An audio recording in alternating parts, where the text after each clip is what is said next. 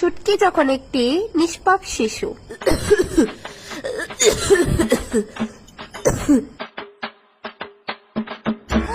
আরে বৌদি, ওরে ছুটকি, আচ্ছা এত দেরি হয়েছে গেলে তোমরা আইতে?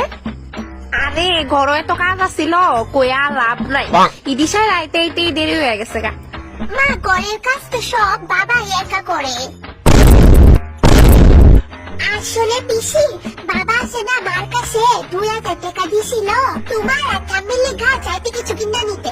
মা বাবার লগে এই বিষয়ে 2 ঘন্টা ধরে কাজ করছে। মা কয় 500 টাকা দিলে হইব। কিতা? ছুটকি, ফাইজলামি কেন করতাছস? তোর হিসাব আমি কথাটা সত্যি মানতো না। ফাইজলামি করে। সত্যি কথারে সত্যি মানতো না তো মিথ্যা কি মানবো? আচ্ছা, তোমরা এখন বাইরে দাঁড়ায় না থাকা ঘরে ঢুকো। আয়ো বৌদি।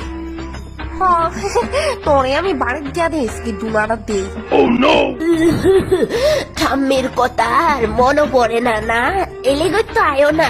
ঠাম্মি, আসলে আছে না আমার তোমার কথা খুব মনে পড়ে, কিন্তু আমি মারে যখন এই ঠাম্মির বাড়ি যাবো কই, মা ভাই ঠাম্মির বাড়ি কয়া দিদার বাড়িতে নিয়ে যায়। সত্যি আসাইরা কথা দিয়ে আর কইস না, মিছা কথা কনের একটা লিমিট রাইস। আচ্ছা বৌদি সারো তো, তুমি আমার এটা কও, তোমার এই শাড়িটা খুব সুন্দর, এটা তুমি কত দিয়ে কিনছো? এটা জানো ননদি, দোকানদার এই শাড়িটা আমার 6000 টাকা, একটাতেও কম লাগছে না। বাপরে বৌদি, এত দাম?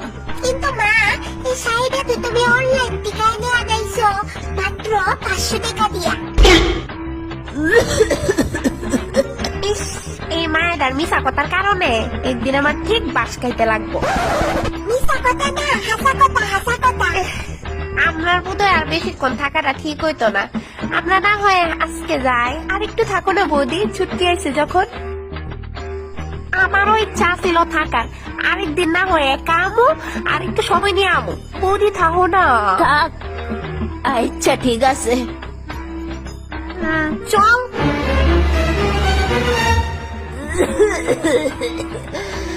নো নাতনি, এ কয়টা টেহা রাহো তুমি। না না ঠাম্মি, লাগতো না। কে রে? আরে শাশুড়ি মা, আপনি তারে টেহা দিতেছেন কেন? আমি আমার একমাত্র নাতনিরে দিতাছি, তুমি চুপ করো। লাগতো না, লাগতো না, লাগতো না তো। লাগতো না। বড়রা রে না করো নাই। কিন্তু আমার মা কইছে শুরুতে না করতে লাগে।